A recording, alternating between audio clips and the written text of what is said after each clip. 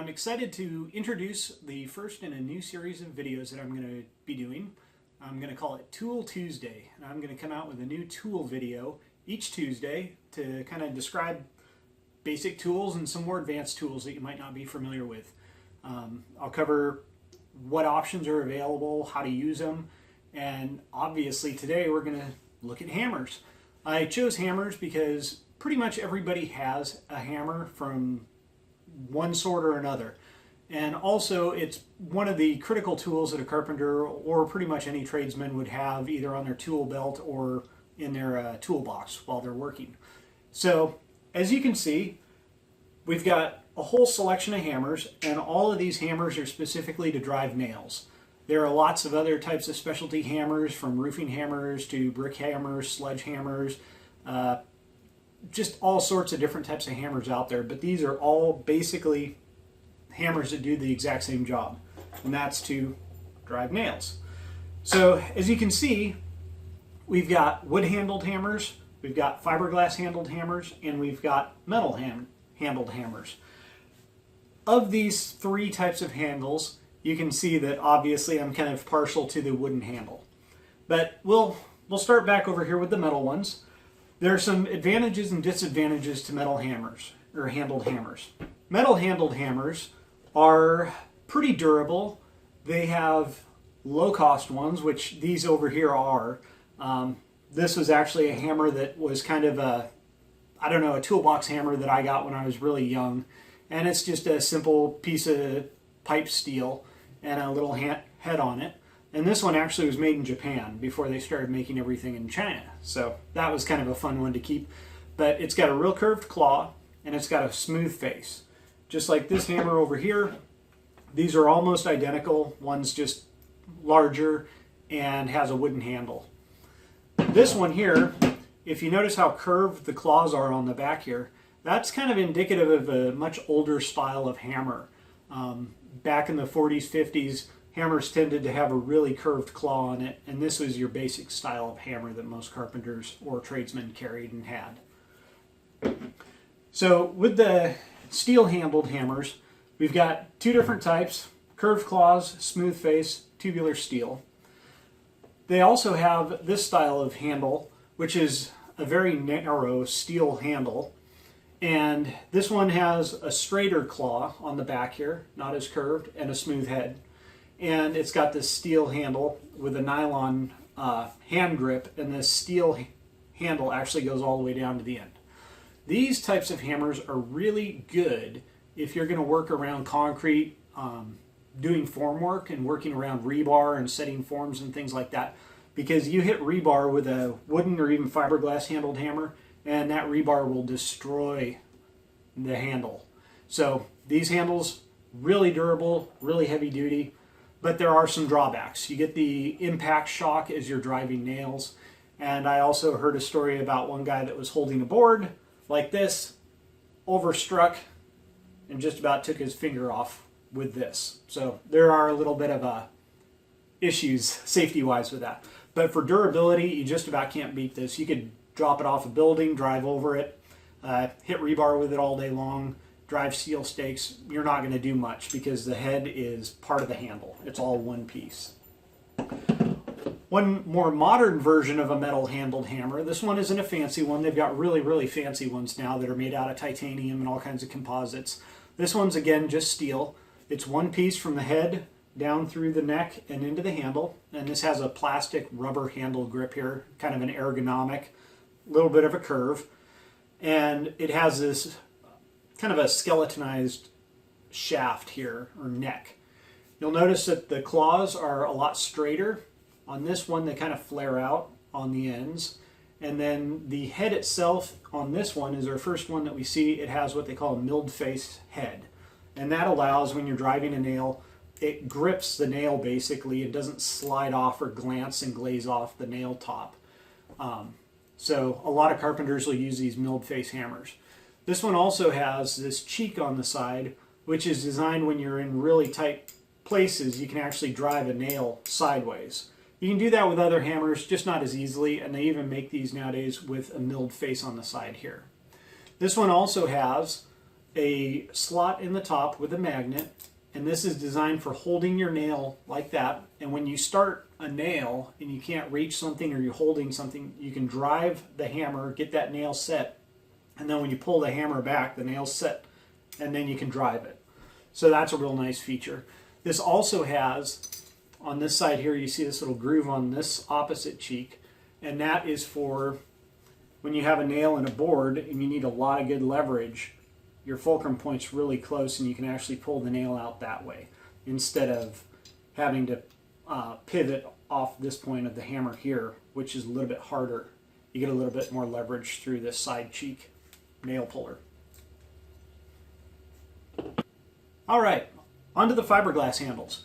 I have two different styles of hammers here. One has a much longer handle, one has a shorter one. The shorter handle is really similar to either this hammer. It's got a straighter claw, which is more common nowadays. The really, really curved claws, like I mentioned, are kind of an old-fashioned style, but it's also basically identical to this one here.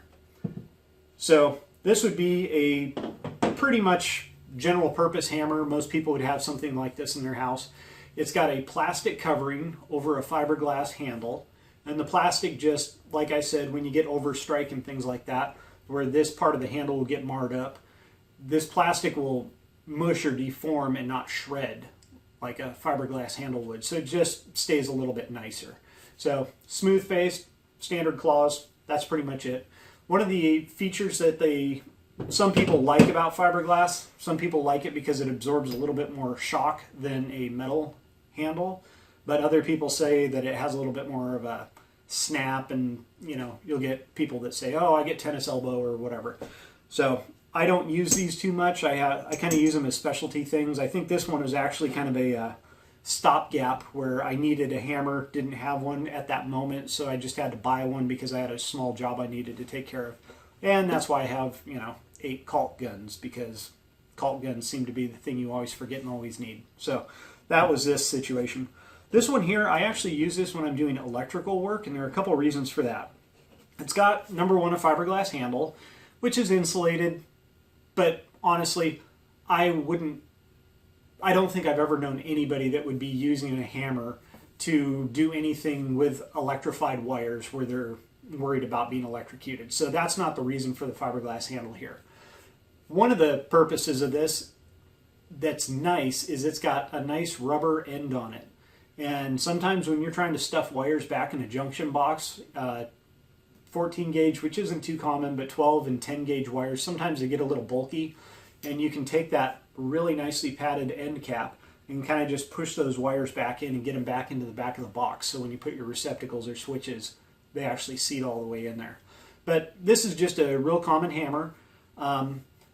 I did get a little bit of an overstrike here, so there's a little bit of a gouge in the fiberglass, which is why this plastic casing over this fiberglass handle is nice.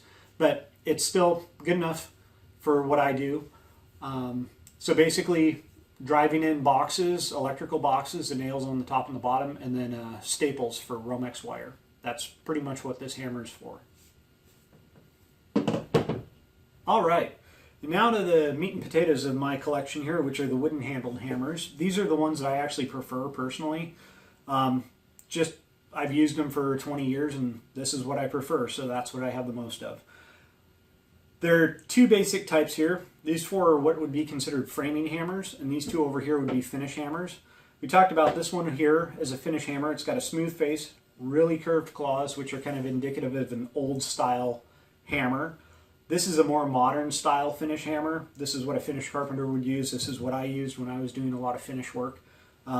Most of the time you're just tapping things together, using a nail set to countersink nails, because honestly, you use nail guns for pretty much everything in finish work nowadays, whether it's a micro nailer, a brad nailer, or a finish nailer. But these still, you use them quite a bit. This one's a really nice one. It's a Deluge, I believe is how it's pronounced, but it's a pretty good size hammer company.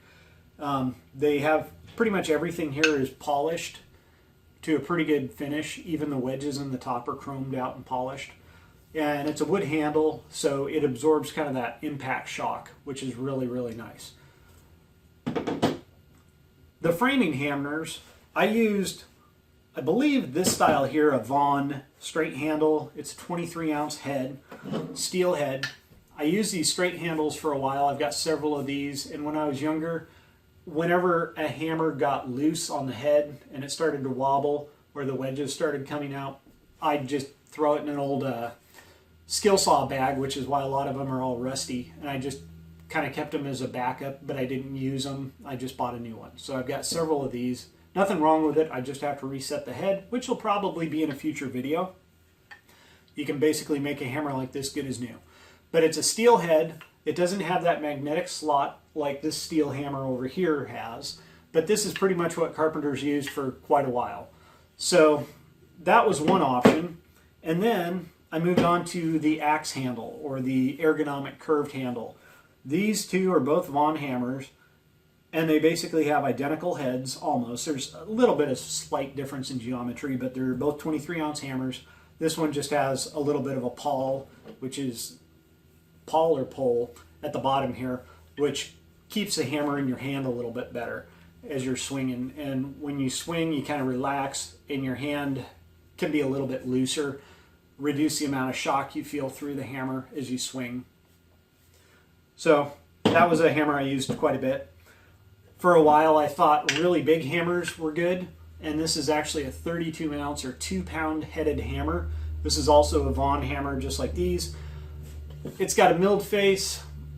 I don't use it that much anymore. I used it legitimately for one job once, and that was when we were driving 40 penny nails through 3-inch thick sill plates, and we had to just drive tons and tons and tons of these nails on, I believe it was 2 rows of nails down this 3x6-inch sill plate, and we had to, like, every 6 inches, so basically one 40D nail every 3 inches down this sill plate.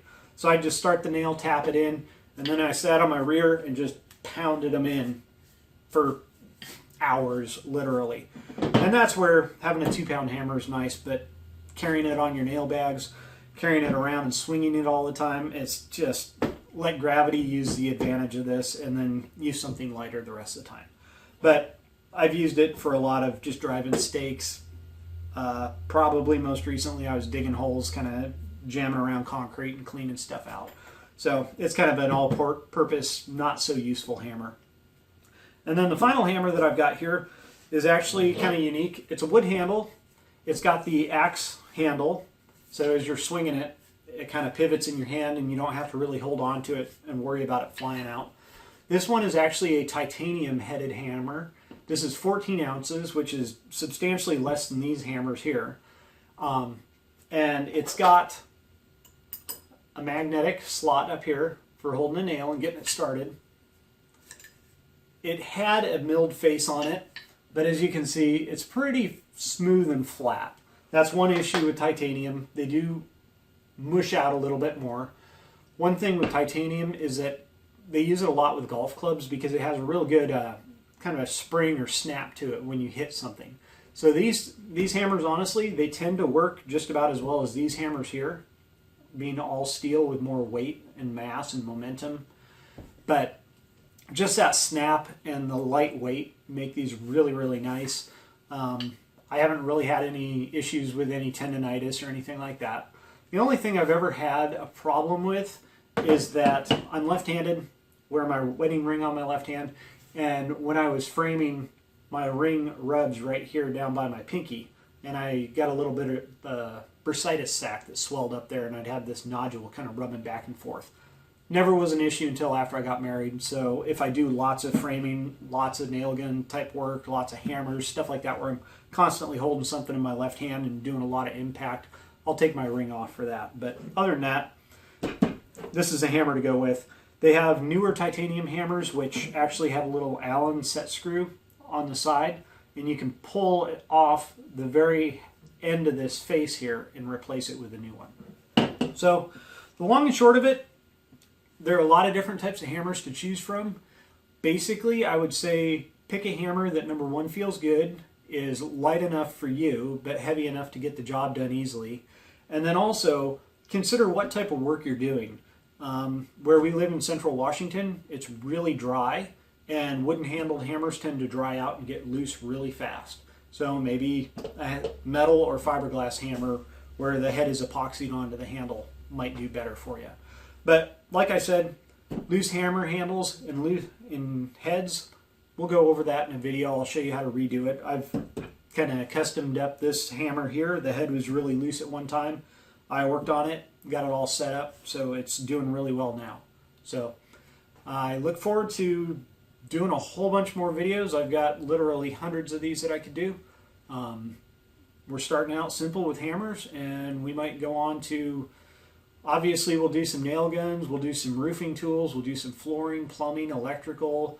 I've got pneumatic tools, I've got pretty much everything under the sun. Festool, high-end cabinetry type tools, and really like to show you what they do and what to look for when you choose one.